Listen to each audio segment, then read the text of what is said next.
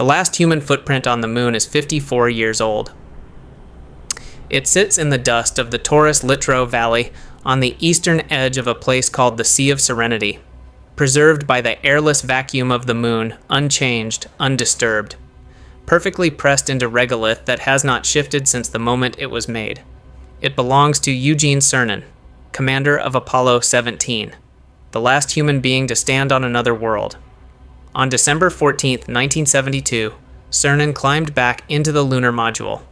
Before he did, he knelt down, ran his gloved fingers across the surface one final time, and said words he had quietly prepared. As I take man's last step from the surface, I believe history will record that America's challenge of today, December 14, 1972. The day Cernan left the moon, NASA had already been told the program was ending. The Apollo missions had consumed roughly $25 billion in 1960s currency. Adjusted to today's value, that represents approximately $280 billion. At the height of the program in 1966, NASA was receiving more than 4% of the entire federal budget. 1 out of every $25 the United States government spent went to putting human beings in space. That level of spending was never sustainable. Congress and the Nixon administration both knew it. The political decision to terminate Apollo was made quietly and without ceremony. Missions 18, 19, and 20 were canceled. Their hardware was placed in museums.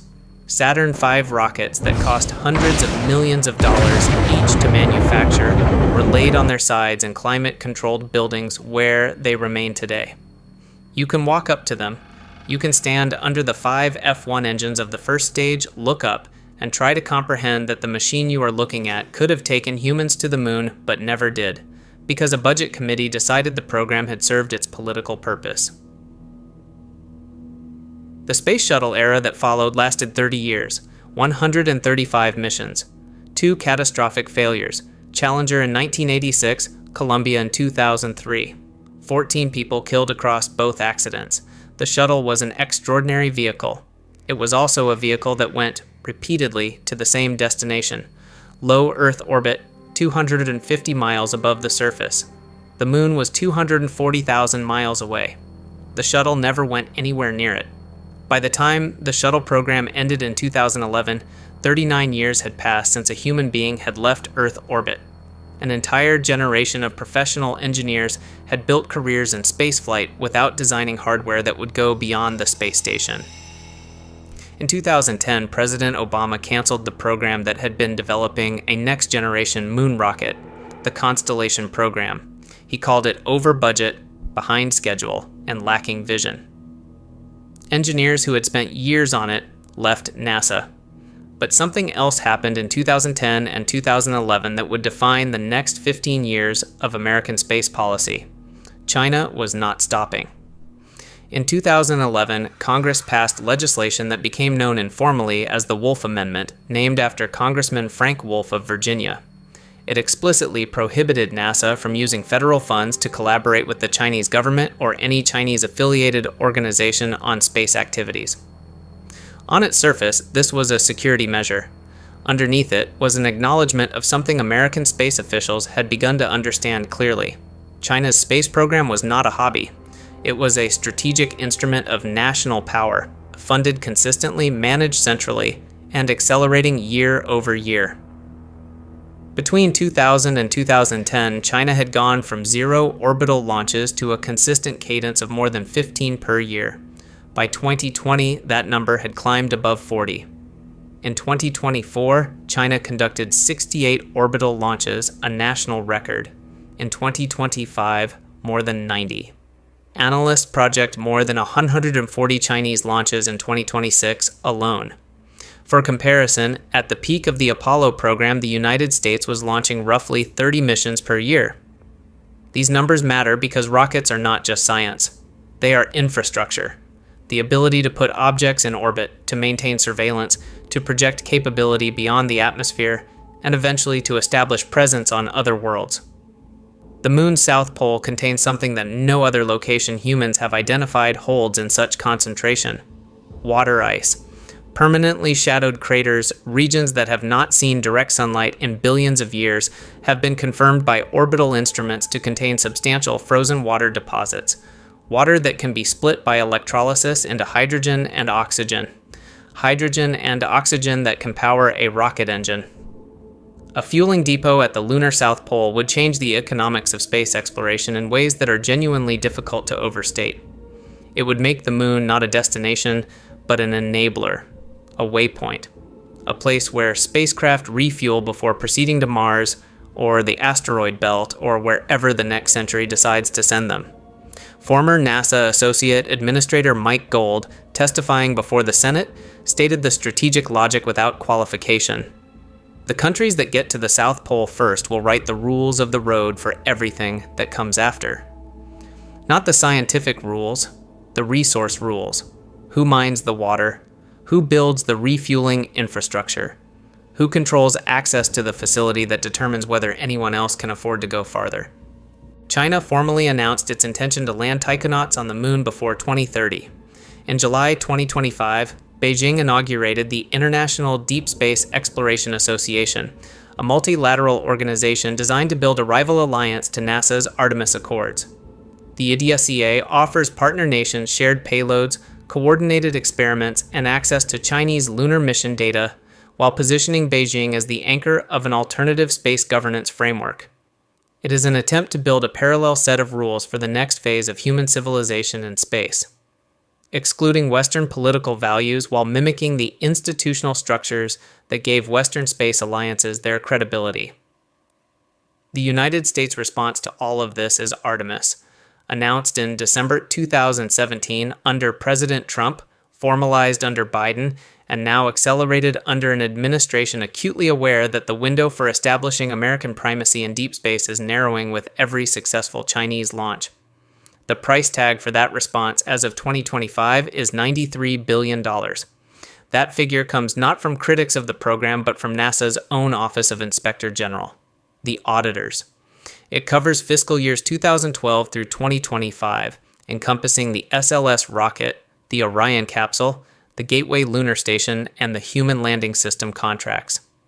The current production and operations cost of a single SLS CHA Orion system, the OIG stated in its audit, is projected at $4.1 billion per launch for the first 4 Artemis missions. $4.1 billion per flight.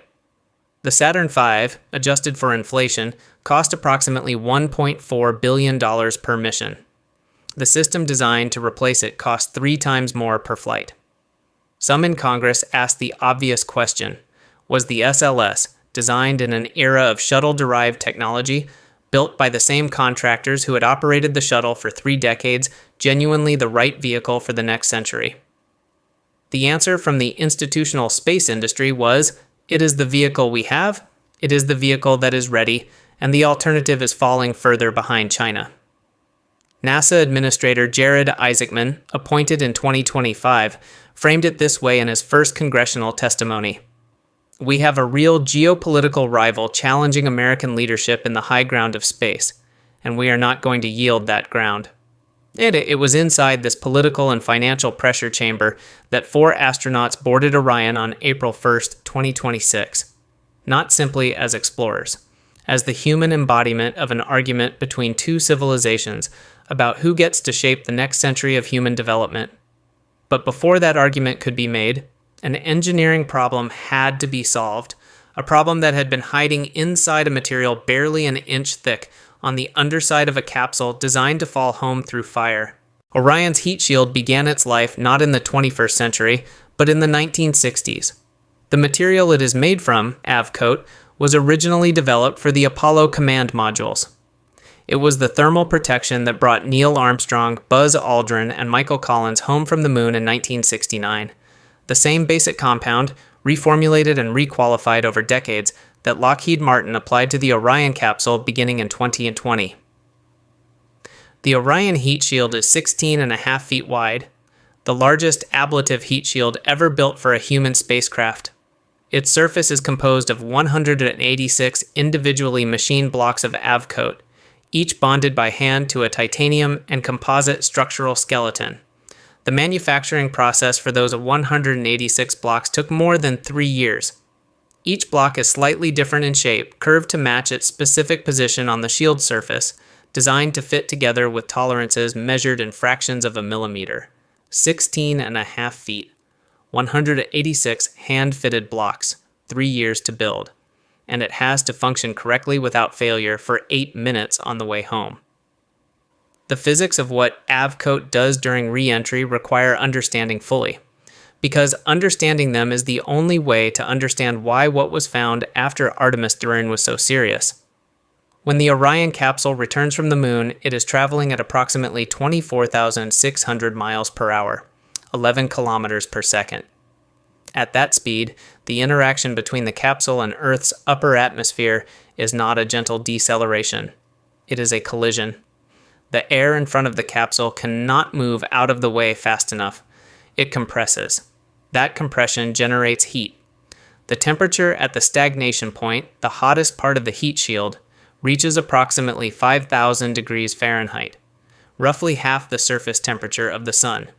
The heat shield must survive those conditions for approximately 8 minutes. AVCOAT handles this through ablation. The material does not insulate, it does not reflect, it absorbs. Under extreme heat, the AVCOAT chars undergoes a chemical transformation, releasing gases and converting to a carbon structure. That conversion process consumes energy, carrying heat away from the spacecraft through the physical act of the material's own systematic destruction. The outer layer burns. The inner layers survive. The crew cabin, protected by centimeters of sacrificial material, maintains a temperature of approximately 75 degrees Fahrenheit, while the exterior faces conditions that would vaporize aluminum. The physics of it are almost elegant. The material kills itself so the people inside can live. NASA spent 15 years and conducted more than 1,000 ArcJet tests to validate that AVCOAT would behave exactly as modeled on the Orion capsule.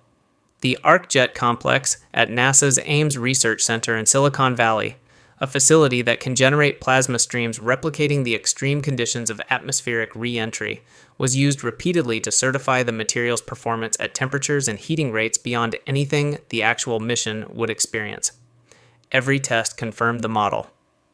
On December 11, 2022, the model was proven wrong. The Artemis the Orion capsule had traveled 1.4 million miles over 25 days, including a flyby of the moon and a deep space retrograde orbit. When it re-entered Earth's atmosphere on December 11th, it was the first re-entry of a crewed-capable spacecraft from lunar distance in 50 years. Recovery teams retrieved the capsule. Engineers at Kennedy Space Center began their post-flight inspection. They found something that did not exist in any of the predictive models. Over 100 locations on the heat shield showed unexpected damage. The charred outer layer, which was designed to ablate smoothly and uniformly, had instead cracked, fractured, broken off in pieces. In some areas, significant chunks of AVCOAT had detached entirely, leaving regions of the underlying structure exposed. It was not a catastrophic failure. The cabin temperature had remained at 75 degrees throughout re-entry. Had humans been aboard Artemis I, they would have been safe. The thermal performance of the shield by that measure had been adequate. But the failure mode, the mechanism by which the outer char layer had fractured and broken away, was not understood. And what is not understood cannot be certified as safe for a future crewed mission. The investigation that followed consumed 2 years of engineering work at the highest levels of NASA's technical structure. The agency brought in its Engineering and Safety Center, the same body that had led the investigation into the Columbia accident in 2003. They assembled fault trees. They ran non-destructive evaluations of sample AVCOAT material. They commissioned new ArcJet tests at Ames, designed not to replicate average re-entry conditions, but the specific particular conditions that Orion had actually experienced on its specific mission trajectory. The answer, when it finally arrived, was precise, and it was deeply unsettling. Orion's return from the moon used a trajectory called a skip entry. Rather than plunging directly into the atmosphere on a steep ballistic arc, the way Apollo capsules descended in the 1960s, Orion first dipped into the upper atmosphere, used air resistance to shed some velocity, then briefly skipped back out into near space and then made its final atmospheric descent. The skip entry is more efficient. It allows more precise guidance of the landing zone. It reduces peak heating rates. By every analysis NASA conducted before the mission, it was a superior approach in almost every measurable category. Except one. Between the first atmospheric dip and the second, final descent, there is a period of reduced heating. During that period, thermal energy that had already been absorbed deep inside the AV-coat blocks continued to accumulate. Gases were being generated inside the material. The normal chemical byproduct of ablation, the decomposition of AV-coat under extreme heat, produces gases that are designed to vent outward through the permeable char layer, creating a cool boundary layer between the shield surface and the surrounding plasma. This boundary layer is itself a part of the thermal protection. It pushes the hot plasma away. But in certain regions of the Artemis I heat shield, the AV-coat lacked sufficient permeability. The gases could not escape. Pressure built inside the material. What happened next is called spallation. The trapped gases, unable to vent, accumulated until the internal pressure exceeded the structural integrity of the charred outer layer. And then, in the same way that water trapped inside concrete fractures it, when it freezes and expands, the outer layer cracked, broke apart, shed in fragments. Micro-explosions, popping chunks of the shield away from the surface, creating the trail of unexpected debris that engineers had found during their post-flight inspection. More than 1,000 ArcJet tests over 15 years had not predicted this. The ground testing had been conducted at higher heating rates than the actual mission experienced. At those higher rates, the char formed and vented differently, masking the specific failure mode that only appeared at the lower, particular heating profile of the actual skip entry trajectory. NASA's Office of Inspector General did not soften the language in its assessment. The unexpected behavior of the AV-coat creates a risk that the heat shield may not sufficiently protect the capsule systems and crew from the extreme heat of re-entry on future missions. Charlie Camarda had flown on Space Shuttle Discovery in 2005, on the return-to-flight mission after Columbia. He had spent years studying thermal protection systems, their failure modes, and the institutional dynamics within NASA that historically allowed known risks to accumulate until they became catastrophic. He had testified to Congress. He had published technical papers. He understood what it looked like when an engineering organization rationalized its way past a problem it did not want to delay for. Camarda's assessment of the Artemis II situation was direct. Stated publicly in technical forums and in press interviews, NASA should not fly humans on the Orion capsule until the heat shield problem was resolved at the material and design level. Adjusting the trajectory manages around the permeability problem. It does not eliminate it.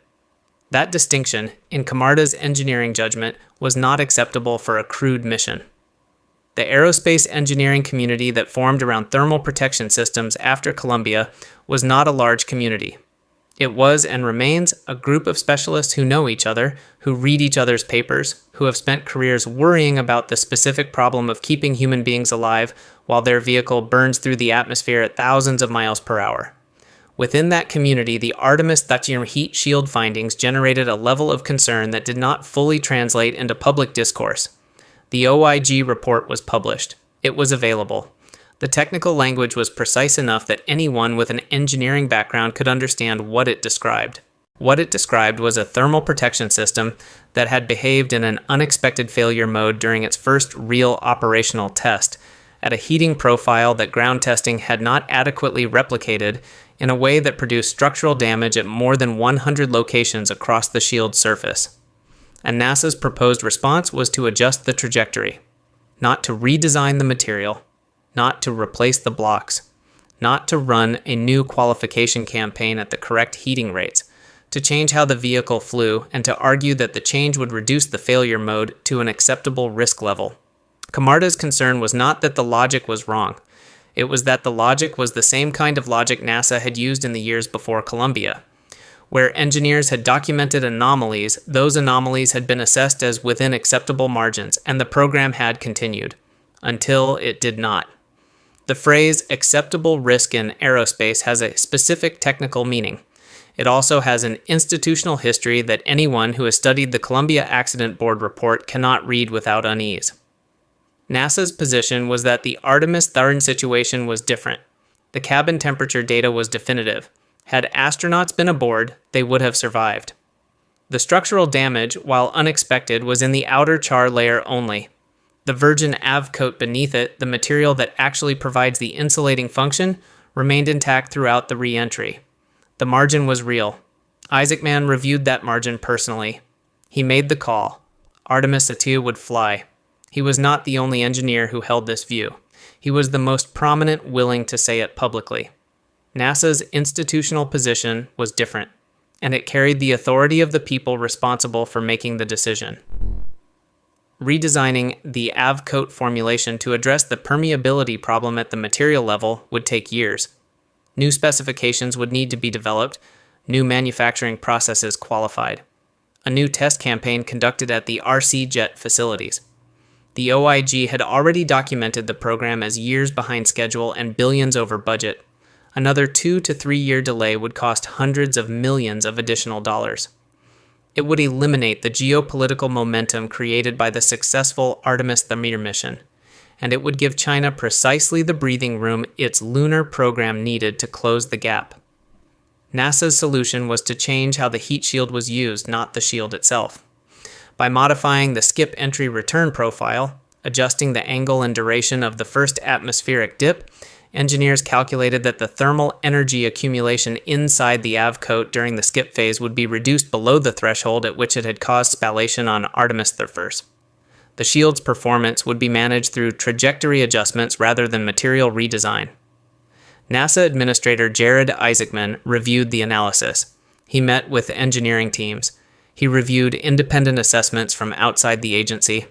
And in early 2026, he stated publicly, Artemis II would proceed on schedule. But the rocket itself had something to say about that schedule. The SLS had been moved to Launch Complex 39B in January 2026, prepared for a February launch window. On February 2nd, during a wet dress rehearsal, a full countdown simulation with propellant loaded and stopping seconds before ignition, sensors detected a liquid hydrogen leak. Liquid hydrogen, the coldest industrial liquid in common use at minus 423 degrees Fahrenheit. Even minor leaks create cascading risks, vapor clouds, potential ignition hazards, and thermal stress on materials not designed for sustained exposure at those temperatures. The leak was small, not catastrophic, but it exceeded acceptable parameters. The launch was postponed. A second wet dress rehearsal on February 19th proceeded successfully through its full sequence. 2 days later, on February 21st, an anomaly appeared in the helium flow circuits used to pressurize spacecraft systems. The source could not be definitively resolved at the pad. The decision was made: rollback. The crawler transporter, a machine the size of a baseball diamond, carrying 6.5 million pounds of integrated rocket and launch tower, reversed course on the crawlerway and began the 4-mile journey back to the vehicle assembly building. Hours of choreographed motion at walking pace to allow engineers access to a helium fitting. The April launch window, the last window with favorable lunar trajectory geometry for several months, was now the final chance. On April 1st, 2026, the window opened. April 1st. At 6:35 in the evening, Eastern Daylight Time, the engines ignited. Here is the Earth. A sphere 7,918 miles in diameter, wrapped in an atmosphere so thin that if you represented the planet as a standard classroom globe, the atmosphere would be thinner than a coat of paint on its surface. Around that globe, at an altitude of 250 miles, the International Space Station maintains a continuous human presence. 6 people, on average, live there at any given time. This is the frontier that human spaceflight has occupied, with almost no exception, for 53 years. 250 miles. And the moon is 238,855 miles away. On average, not 250 miles, not 2,500. 238,855 miles. A distance so vast that the radio signals carrying the astronauts' voices travel at the speed of light and still take 1.3 seconds to arrive. You speak to Mission Control. The signal travels 186,000 miles per second. You wait. 1.3 seconds later, Houston hears your words. You wait again for the reply to make the same journey in reverse. Minimum round-trip communication delay, more than 2.5 seconds, from the moon. The trajectory planners at Johnson Space Center did not aim the rocket at the moon. They calculated where the moon would be, not when the SLS launched, but when Orion would arrive, 4 days and 240,000 miles later. The moon moves at approximately 2,300 miles per hour in its orbit. The intercept calculation, lining up a moving spacecraft with a moving target across 250,000 miles of space, required precision measured in seconds and meters. The path Orion flew was a free return trajectory. The concept is elegant. Rather than flying directly at the moon and then requiring engine power to slow down and return, Orion traveled on a calculated arc that carried it near the moon's gravitational field. The moon's gravity curved and redirected the spacecraft's path, swinging it around the far side and sending it back toward Earth on a trajectory that would intersect with our atmosphere without any additional engine burns.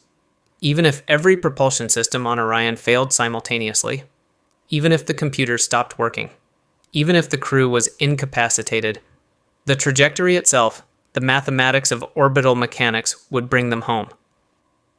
This concept had saved 3 lives in April 1970.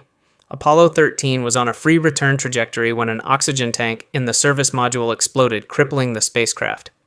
Because the trajectory was already designed to return to Earth without powered flight, Mission Control was able to guide 3 astronauts safely home across 200,000 miles of space, using the lunar module's engine only for minor course corrections. Artemis II flew the same fundamental arc, extended farther, to a distance record that Apollo 13 had held for 56 years. On Flight Day 6, April 6th, Orion reached its closest point to the lunar surface, 4,070 miles, less than twice the moon's own diameter, close enough that crew members could see individual crater features through the windows without optical aids, close enough to observe directly, with human eyes, geological formations that had only ever been seen in orbital photographs, including the Orientale Basin on the lunar far side, a 580-mile-wide impact scar created by an asteroid strike 3.9 billion years ago, a formation that defined the early geological history of the moon, now observed for the first time by human eyes from 4,000 miles in a way that no camera relay could fully replicate. Then, at 6:44 in the evening, Orion passed behind the moon. The signal went quiet.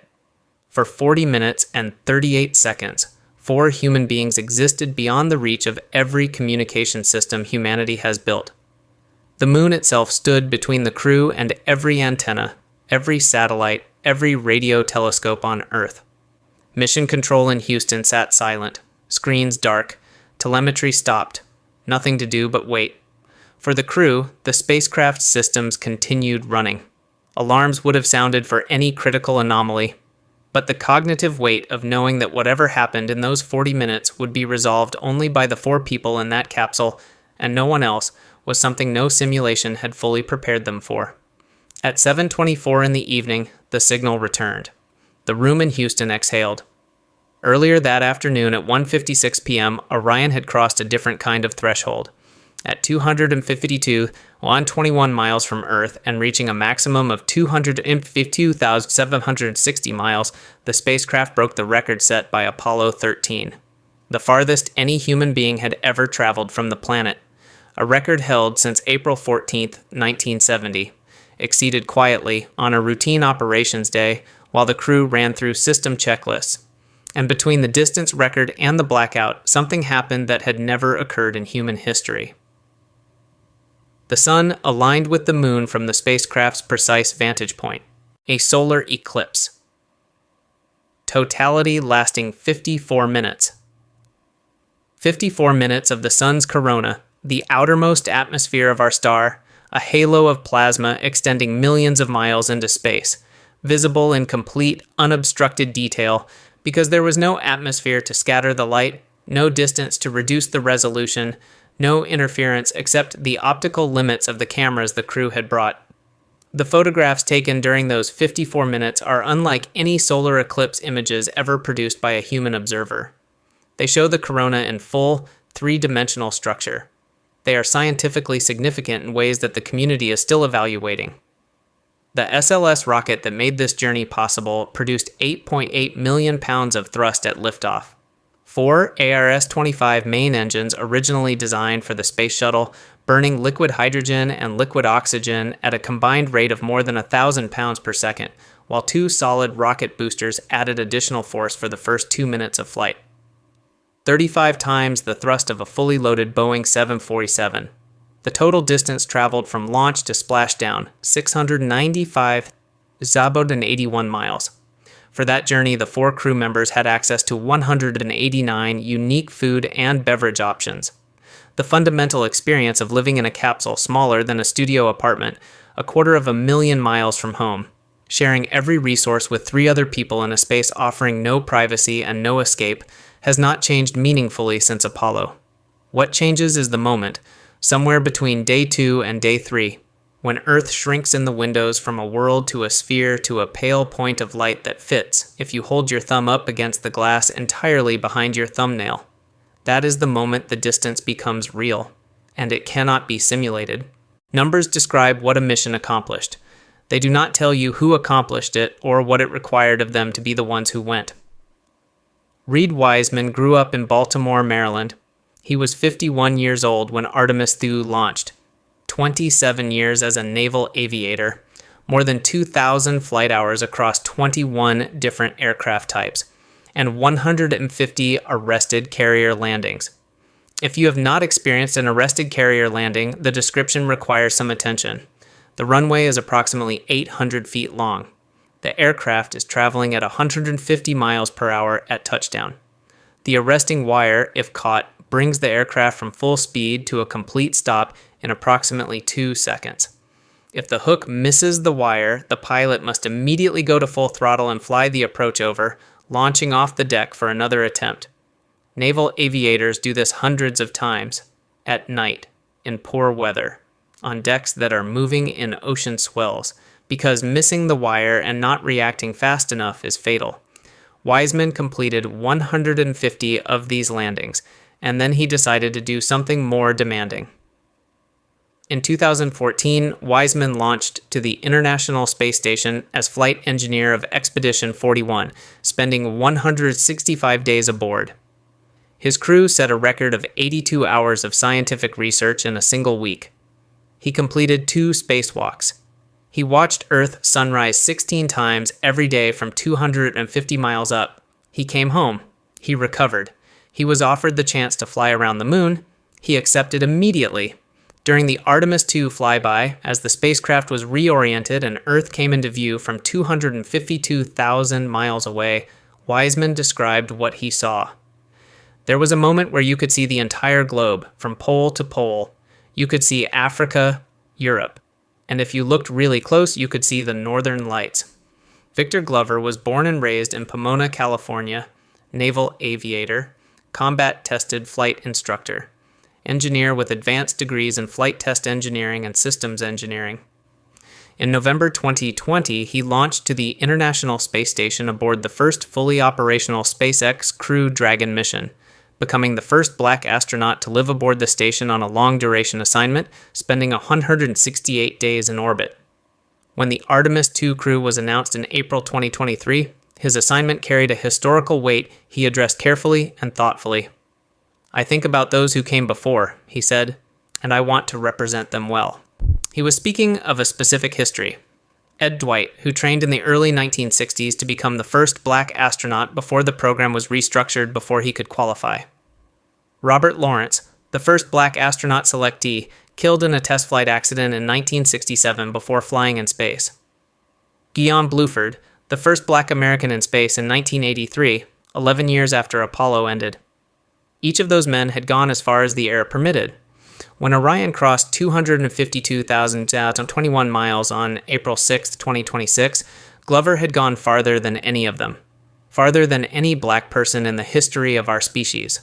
The first to leave Earth orbit, the first to reach the distance that had previously belonged only to 12 white American men who flew more than 50 years ago. His family watched from Houston, his wife and 4 daughters. The cameras that captured their reaction during that milestone are worth watching slowly. Christina Koch is an engineer from Jacksonville, North Carolina, though the detail of her biography that is most relevant to understanding what Artemis II required of her is not her academic credentials or her spaceflight record. It is this. Before becoming an astronaut, she spent winters deployed to research stations in Antarctica as a support engineer. Remote stations in one of the most isolated, hostile, lethal environments on Earth. Small crews, extreme cold. The awareness at all times that the outside environment would kill you quickly if your equipment failed. Months at a time with no practical ability to leave. Koch has described Antarctic deployment as one of the experiences that made her genuinely ready for long-duration spaceflight in a way that no other training replicated. The psychological compression of small crew, extreme isolation, and high operational demand is something you either develop a tolerance for or you do not. Most people do not. In 2019, Koch completed the first all-female spacewalk in history alongside astronaut Jessica Meir, repairing a failed battery charge discharge unit on the station's power grid. The EVA lasted 7 hours and 17 minutes. The unit had not been designed to fail on that schedule. It had failed anyway. They went outside in pressurized suits and fixed it. In March 2020, after 328 consecutive days on the International Space Station, Koch landed in Kazakhstan.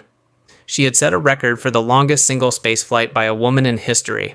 She had also experienced the standard physiological consequences of nearly a year in microgravity. Approximately 10% bone density loss, significant muscle atrophy, fluid shifts that had been altering the shape of her optic nerves for 11 months. Recovery from 328 days in space takes time, months of physical rehabilitation, relearning how to walk, how to lift your own body weight, how to function in gravity that feels, after almost a year, suddenly and oppressively heavy. She completed that recovery. And then she accepted the Artemis II assignment. Before launch, she described what she expected. There's nothing that prepares you for the breathtaking aspect of seeing your home planet lit up bright as day, and knowing that we're going to get similar views of the moon. I'm just really excited for that. Jeremy Hansen grew up in Ontario, Canada, fighter pilot in the Royal Canadian Air Force flying CF-18 Hornets. The CF-18 is a supersonic interceptor, a machine designed to close with and engage other aircraft at speeds and altitudes where any mistake is non-survivable. Flying it requires a specific kind of mind, one that processes threat data and makes irreversible decisions at a pace that ordinary cognition cannot sustain. Hansen was selected as a Canadian Space Agency astronaut in 2009. He was 33 years old. He waited 12 years to be assigned to a mission. 12 years is a significant fraction of a career. During those years, Hansen did what astronaut candidates do when they are not yet manifested. He supported other crews, worked in mission control, served as a spacecraft communicator on ISS flights, and participated in geological field training in volcanic terrain in Iceland, learning to read lunar analog landscapes in preparation for a mission that kept slipping. He trained for a mission that did not have a date, and then kept training, year after year, because stopping was not something he considered. When the Artemis II assignment finally came, Hansen was 49 years old. His first spaceflight was not a trip to the space station, it was a trip around the moon. After the launch, he said, "Humanity has once again shown what we are capable of, and it's your hopes for the future that carry us now on this journey around the moon." The four of them had trained together since June 2023, more than 2.5 years before launch. Inside the Orion mission simulator at Johnson Space Center, a full-scale replica of the crew cabin with functional displays, physical controls, and visual systems that render the environment of every mission phase. They ran failure scenarios until the correct procedural response came from muscle memory rather than conscious thought. Depressurization, fire, computer failures, navigation anomalies. Hours of simulated emergency response for contingencies that are designed never to occur, but that astronauts must be capable of handling if they do. They trained in the Neutral Buoyancy Laboratory, 6.2 million gallons of water in a facility in Houston, submerged in suits, practicing the specific physical choreography of exiting the Orion capsule in open ocean after splashdown.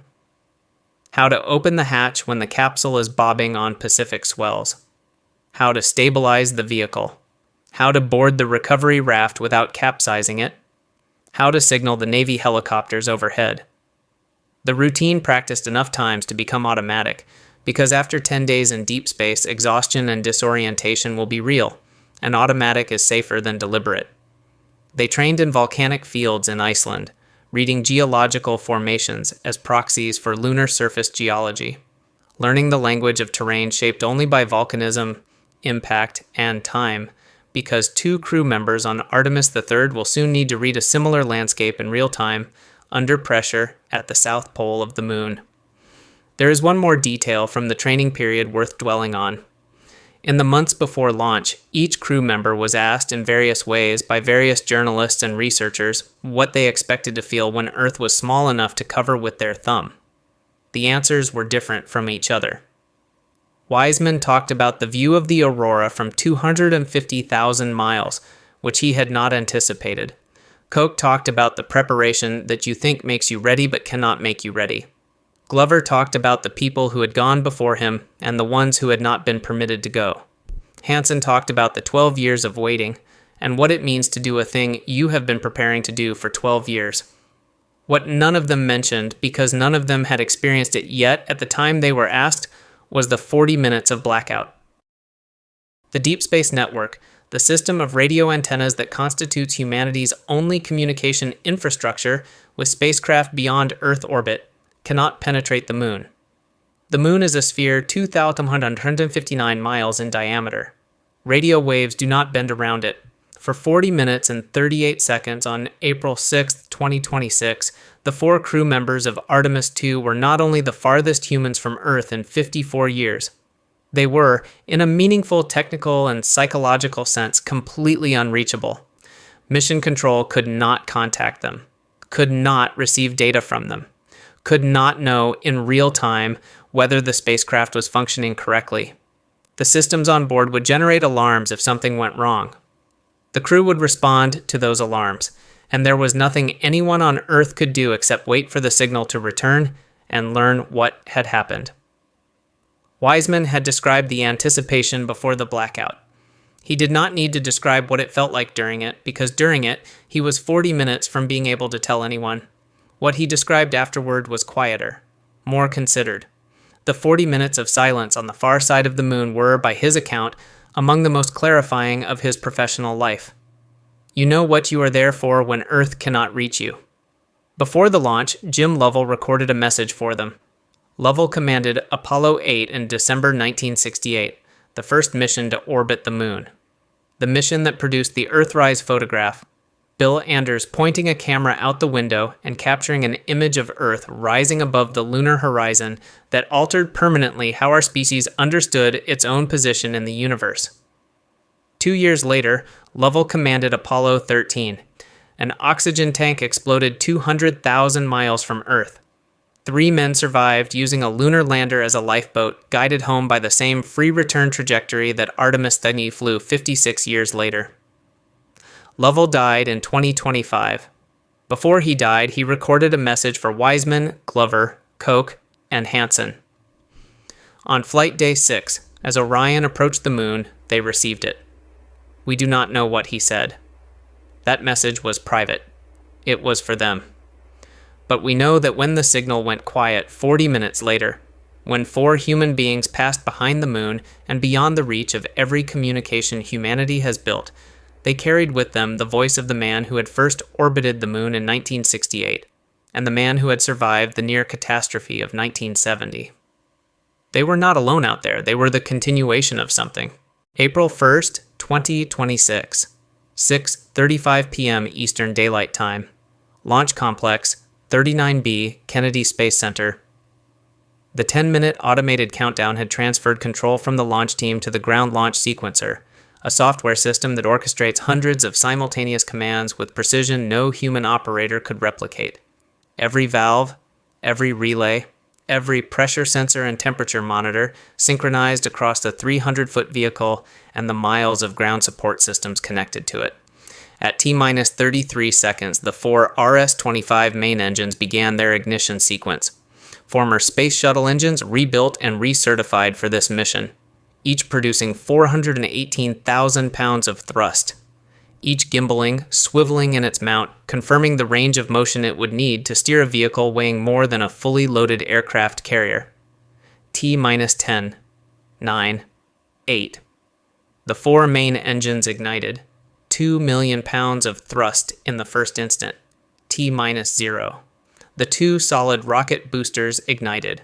6.6 million pounds of additional force joining the main engines. 8.8 million pounds of thrust. Total.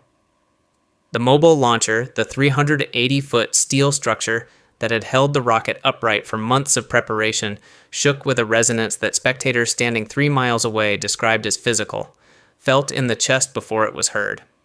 The sound wave, traveling at 100 feet per second, reached the grandstands 14 seconds after liftoff.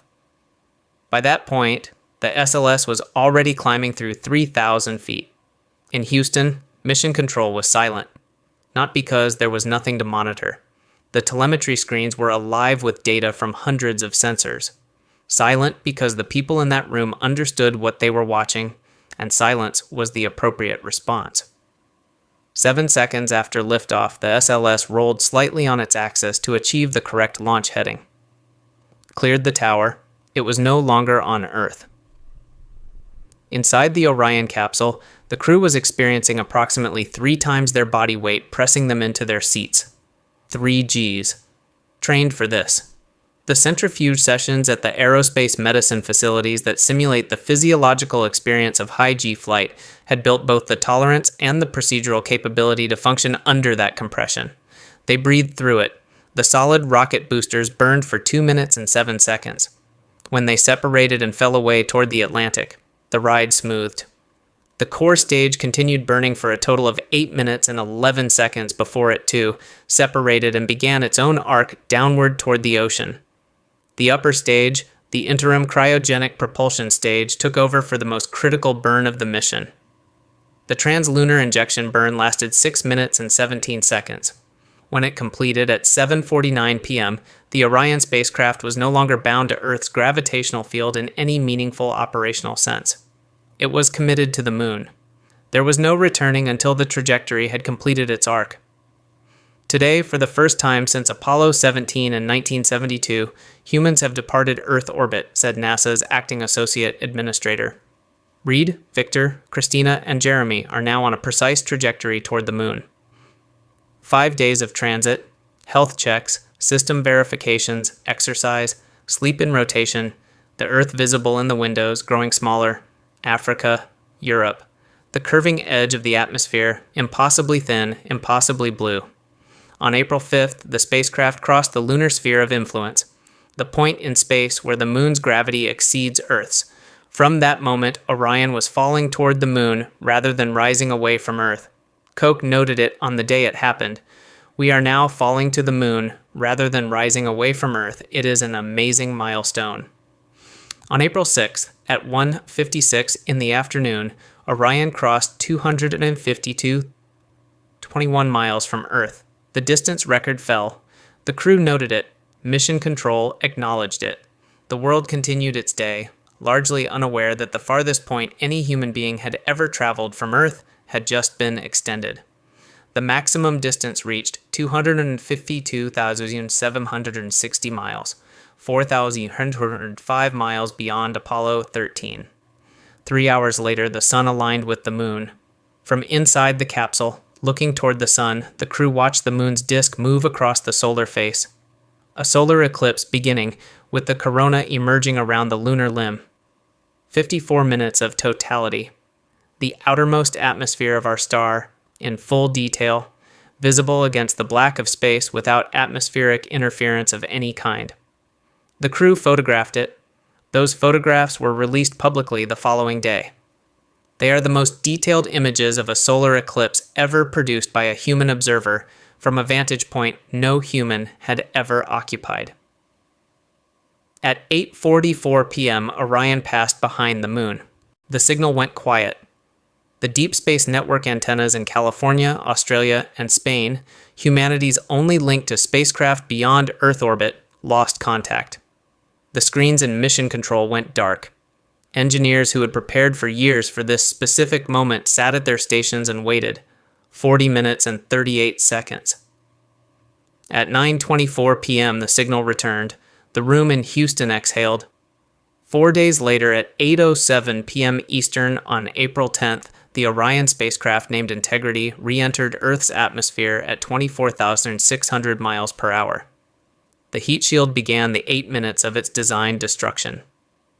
The modified skip entry trajectory, the adjustment NASA had made to manage around the AV-coat permeability problem rather than redesigning the material itself, performed as the trajectory engineers had calculated. The thermal energy accumulation during the skip phase remained below the threshold that had caused spallation on Artemis I. The outer char layer burned. The inner layer survived. Cabin temperature, 75 degrees Fahrenheit. The 4 parachutes deployed. Splashdown occurred off the coast of San Diego, with the USS John P. Murtha positioned for crew recovery. Navy divers entered the water. Rescue swimmers deployed from helicopters. The crew was extracted, medically evaluated, and declared in good health. The heat shield was subsequently inspected. It had held. Without the spallation damage that had alarmed investigators after Artemis I, 10 days, 695,081 miles, a distance record, a solar eclipse no human had witnessed, 40 minutes of complete isolation on the far side of the moon, and a heat shield that, despite everything, did exactly what it was designed to do. The phrase, "this changes everything," has been applied to space missions since Sputnik in 1957. It has been used so often for so many milestones that it has become a reflex, a template, a way of filling airtime without saying anything specific. So instead, consider what Artemis allows us to state precisely. For the first time in 54 years, human beings left Earth orbit. The distance record for human spaceflight was extended to 252.60 miles. A solar eclipse lasting 54 minutes was observed from beyond the moon, producing photographic and scientific data that could not have been gathered from any other vantage point. A heat shield design, modified in response to a documented material failure mode, performed successfully on a crewed mission and protected 4 people from 5,000-degree re-entry temperatures. Victor Glover became the first black astronaut to travel beyond Earth orbit. Christina Koch became the first woman. Jeremy Hansen became the first non-American to participate in a NASA lunar mission. These are not metaphors for significance. They are specific, verifiable facts. Any single one of them in a different era would have occupied the front page of every newspaper on Earth for a week. Now here is what no one is talking about enough. In 2 days, on Tuesday, June 9, 2026, at 11 a.m. Eastern Time, NASA will hold a live announcement at Johnson Space Center. The agency will reveal the names of the astronauts assigned to Artemis III. Artemis III, the mission that will put human beings on the surface of the moon for the first time since December 14, 1972, the day Eugene Cernan climbed up from the Taurus-Littrow Valley and left the last human footprint in the lunar dust. That footprint is 54 years old. It is about to get company. The mission profile has been confirmed. 4 crew members, launched on the SLS rocket and Orion capsule, the same combination that just proved itself on Artemis II. In lunar orbit, 2 of the 4 will transfer to the SpaceX Starship Human Landing System, a vehicle unlike any spacecraft ever built for a human mission. Taller than a Saturn V, capable of landing vertically on the moon's surface and then relaunching itself into orbit. The Starship HLS will carry those 2 crew members to the lunar surface. They will spend approximately 1 week near the south pole of the moon, 1 week, in the region of permanently shadowed craters that have not seen direct sunlight in billions of years, conducting geological surveys, collecting samples, deploying scientific instruments designed to measure subsurface ice, seismic activity, and the radiation environment that will need to be characterized before any permanent human presence can be established there. Then they will return to lunar orbit, rejoin the rest of the crew in Orion, and all 4 will make the journey home. Total mission duration, approximately 30 days. Target launch, mid-2027. The landing zone matters. The Lunar South Pole is not chosen because it is convenient. It is chosen because of what is there. Permanently shadowed craters, maintained at temperatures approaching minus 400 degrees Fahrenheit by billions of years of solar geometry, contain water ice. Not traces. substantial deposits. The SOFIA Airborne Telescope confirmed water molecules in sunlit areas before its retirement. The Lunar Reconnaissance Orbiter has mapped cold trap regions where volatile compounds remain frozen rather than sublimating into the vacuum. Estimates from multiple scientific instruments suggest the South Polar region may contain hundreds of millions of metric tons of frozen water. Water that can be split by solar-powered electrolysis into hydrogen and oxygen. Hydrogen and oxygen that power rocket engines. Though, a fueling depot at the Lunar South Pole, supplied by water ice extracted from the permanently shadowed craters, would reduce the cost of any mission going deeper into the solar system by an amount that changes the economic calculus of space exploration entirely. You no longer need to lift every kilogram of propellant from Earth's surface, fighting through the gravity well that costs most of the energy of any space launch. You manufacture propellant on the moon from resources already there, and you use it to go farther. Former NASA Administrator Mike Gold described the stakes in the simplest possible terms.